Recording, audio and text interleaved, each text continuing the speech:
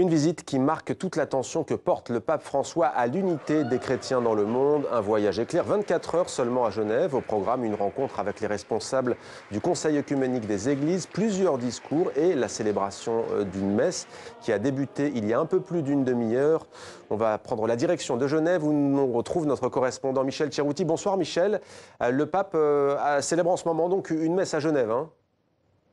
Effectivement, une messe qui est célébrée dans une grande halle qui est à côté de l'aéroport de Genève, qui a été aménagée tout exprès pour cela et qui rassemble plus de 40 000 personnes, des catholiques bien sûr, mais également des représentants d'autres communautés religieuses. C'est un petit peu le but de cette journée.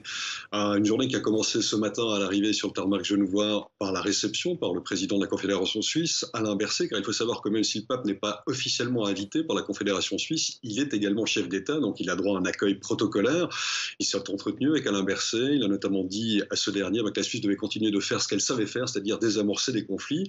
Puis ensuite, comme vous le disiez, le pape s'est rendu au centre œcuménique des Églises, où il s'y est exprimé par 2 fois. Centre œcuménique qui l'invitait officiellement et qui fête ses 70 ans. Centre œcuménique des Églises, il faut savoir, c'est un organisme qui rassemble 345 églises anglicanes, orthodoxes, réformées, luthériennes, baptistes.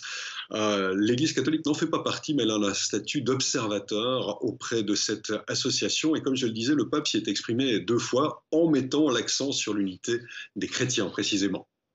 Et Michel, le pape, avant cette messe, a pris la parole plusieurs fois. Quels ont été les temps forts de son allocution ? Alors, marcher ensemble, prier ensemble, travailler ensemble, voilà notre route magistrale vers l'unité des chrétiens. C'est ce qu'a dit notamment le pape François aujourd'hui, c'est ce qu'il a tweeté également cet après-midi. Il s'est posé en pèlerin véritablement dans un monde marqué par trop de divisions, des divisions qui impactent surtout les plus faibles. Il s'est élevé contre le consumérisme, contre les mondanités. Il rappelait durant la messe, il y a quelques minutes, qu'il fallait aller vers plus de simplicité, qu'il fallait abandonner le superflu. Il était également là, disait-il, à la recherche de l'unité et de la paix. Et puis surtout, il a dit et redit son engagement et celle de l'Église catholique dans la cause œcuménique, une évangélisation par les chrétiens qui ne peut se faire que si ces derniers sont unifiés, ne sont pas divisés, évidemment. Et Michel, vous qui suivez le pape, on le sait, cette messe, elle devait débuter à 17h30. Elle a finalement débuté 20 minutes plus tôt à 17h10. On sait que le pape est argentin. Faut-il y voir un signe avec le match de ce soir Argentine-Croatie au Mondial russe ? Oui, c'est un secret de Polichinelle et je pense qu'il faut y voir un lien car le pape est un grand fan de foot, il est un grand soutien de l'équipe argentine, il a l'habitude de bénir les joueurs notamment. Et d'après ce que j'ai compris et ce qui se disait dans les travées aujourd'hui, le pape a la très nette intention de pouvoir suivre ce match dans l'avion qui le ramènera au Vatican. Le match débutant, on le rappelle, à 20h. Donc plus il commence la messe tôt, et de toute façon les fidèles étaient là très tôt, il y en a qui sont arrivés à 10h ce matin déjà pour être sûr de pouvoir assister à cette messe et d'être bien placés. Donc en commençant à 17h10, 17h15, il ne gênait personne et il s'assure vraisemblablement la possibilité de suivre le match Argentine-Croatie à 20h. Michel Cerutti à Genève pour TV5 Monde. On suivra bien entendu la suite de cette visite du pape avec vous. Notre éditorialiste Slimane Zeguidour est avec nous. Bonsoir Slimane. Bonsoir. Le Conseil œcuménique, Michel le disait, c'est 348 églises d'obédiences différentes, protestantes, anglicanes, orthodoxes. Ça représente 500 millions de chrétiens dans le monde, mais l'Église catholique n'est pas membre de ce Conseil. Pourquoi ? En raison de l'idée qu'elle se fait d'elle-même et qui relève de son dogme.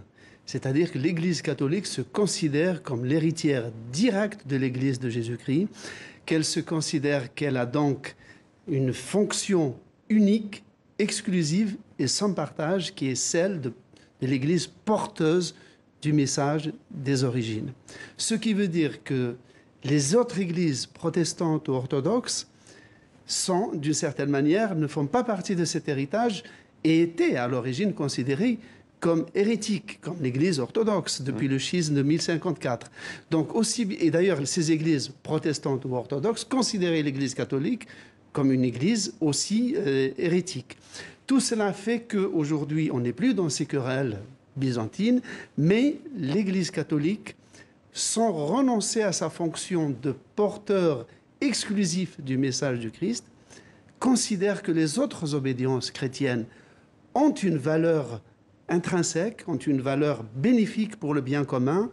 Et depuis 1966, l'Église travaille avec le Conseil œcuménique des Églises, qui a un rôle extrêmement important, notamment dans le tiers-monde où vivent les 3/4 des chrétiens, mais tout en travaillant très fortement et en voulant à chaque fois se rapprocher. Il a même été question qu'un jour, l'Église catholique adhérerait au Conseil œcuménique des Églises, mais le pape Jean-Paul II avait dit que ce serait un chemin long et difficile. Néanmoins, en attendant, sur les grands problèmes de l'heure qui concernent non pas la chrétienté, mais l'espèce humaine, la pauvreté, la pollution, les guerres, la question de la paix, plus que jamais, l'Église catholique veut travailler avec ces églises.